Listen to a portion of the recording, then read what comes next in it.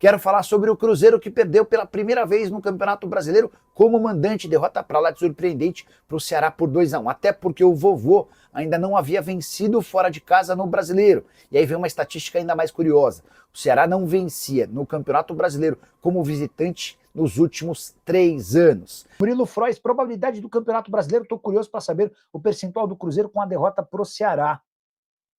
Vamos ver se já tem site trabalhando com estatísticas, Infobola, quer ver, ó? Cara, o Cruzeiro tinha a melhor campanha disparado como mandante, eram 7 vitórias e 1 empate, só não tinha vencido o Atlético Mineiro.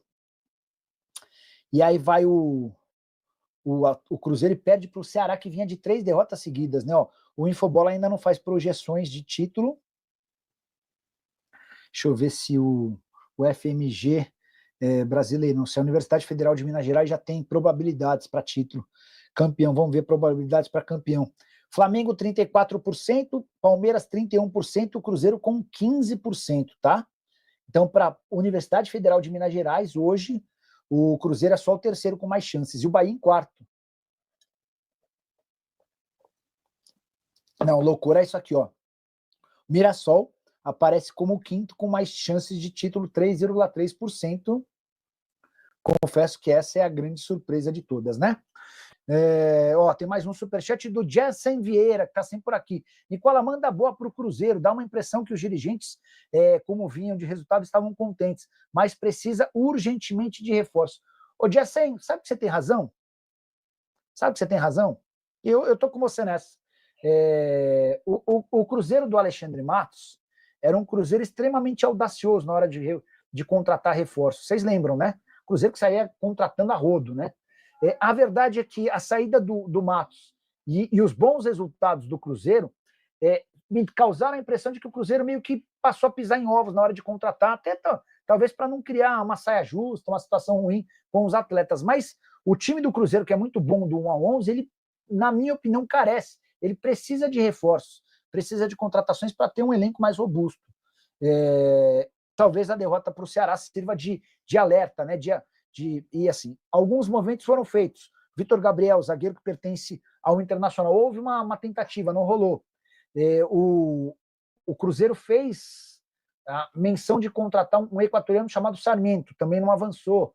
O Valentim Gomes, houve um contato um mês atrás, o Valentim virou reforço do Betis. E aí, só para fazer para fazer justiça, né? O Cruzeiro quase contratou o Valentim Gomes por 11 milhões de dólares em janeiro. Na oportunidade, o Vélez desistiu na última hora. Sabe por quanto o Betis acaba de contratá-lo?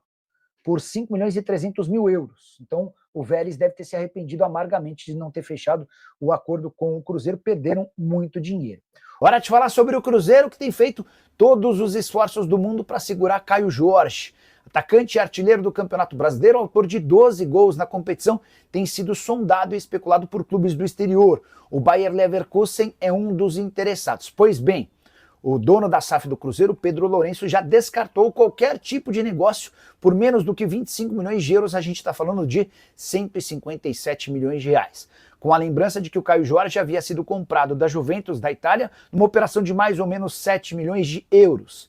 Isso significa que se o Cruzeiro vendê-lo, haverá um lucro de 18 milhões de euros. Raposa é dona de 80% dos direitos econômicos, os outros 20% seguem vinculados à Juventus da Itália. A ideia do Cruzeiro não é negociar nem o Caio Jorge, nem qualquer outro jogador, pelo contrário. O Pedro Lourenço pretende trazer pelo menos 3 reforços para melhorar o elenco cruzeirense com o sonho de conquistar ao menos um título em 2025. O Cruzeiro segue vivo nas disputas do Campeonato Brasileiro e da Copa do Brasil. Só para completar, registrar que Valentim Gomes, zagueiro que negociou por semanas com o Cruzeiro nessa temporada, acaba de ser anunciado como reforço do Betis da Espanha, e o que me chamou a atenção foi o valor da operação, 5 milhões e 300 mil euros. O Cruzeiro chegou a se acertar com o Vélez no início do ano, num negócio de 11 milhões de dólares na última hora. O Vélez desistiu do acordo e agora o vendeu por praticamente metade desse valor.